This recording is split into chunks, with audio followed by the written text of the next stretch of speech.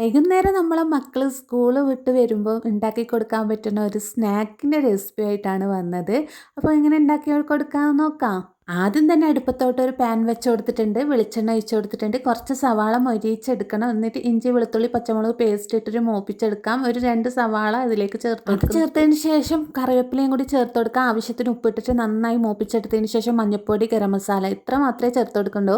അത് മൂത്ത് വന്നാൽ ചിക്കൻ മിക്സർ ജാറിലിട്ട് ക്രഷ് ചെയ്തതാണ് കേട്ടോ. പിന്നെ ഉരുളക്കിഴങ്ങ് പുഴുങ്ങിയിട്ട് ഒന്ന് ഉടച്ചെടുത്താണ് കേട്ടോ. അത് നന്നായിട്ടൊന്ന് മിക്സ് ചെയ്തതിന് ശേഷം ലാസ്റ്റ് മല്ലിച്ചപ്പും കൂടി ഇട്ടിട്ട് ഒന്ന് ഇളക്കി മാറ്റി വെക്കും. ചൂടാറിയതിന് ശേഷം ബോൾ ഷേപ്പിൽ റൗണ്ടാക്കി എടുക്കുന്നുണ്ട് കേട്ടോ. എന്നിട്ട് ബാറ്റർ തയ്യാറാക്കാനുണ്ട്. മൈദ, കടലമാവ്, പിന്നെ ഉപ്പ്, വെള്ളം ഒഴിച്ചിട്ട് നന്നായിട്ട് ബാറ്റർ തയ്യാറാക്കി ഇതേ രൂപത്തിലാക്കി എടുക്കണേ. എന്നിട്ട് ബോൾസ് എല്ലാം ബാറ്ററിലേക്ക് ഇട്ട് കൊടുക്കുന്നുണ്ട്. എന്നിട്ട് നന്നായിട്ട് ഒന്ന് കവർ ചെയ്തിട്ട് ചൂട് എണ്ണയിലേക്ക് ഇട്ട് കൊടുക്കുന്നുണ്ട് കേട്ടോ. അപ്പോൾ നന്നായിട്ട് ഒന്ന് അങ്ങോട്ടും ഇങ്ങോട്ടൊക്കെ മറിച്ചിട്ട് മൊരിയിച്ചെടുക്കുന്നുണ്ട്. അതിന് വൈകുന്നേരം മോന് സ്കൂൾ വിട്ട് വന്നപ്പോൾ ഉണ്ടാക്കി കൊടുത്താണ് കേട്ടോ. അപ്പോൾ ആദ്യം തന്നെ ഞാൻ മോന് ടേസ്റ്റ് ചെയ്യാൻ കൊടുത്തു. അവന് ഉരുളക്കിഴങ്ങ് പൊതുവേ ഇഷ്ടമാണ്. ഉരുളക്കിഴങ്ങ് കൊണ്ട് എന്തുണ്ടാക്കിയാലും അവന് കഴിച്ചോളൂ.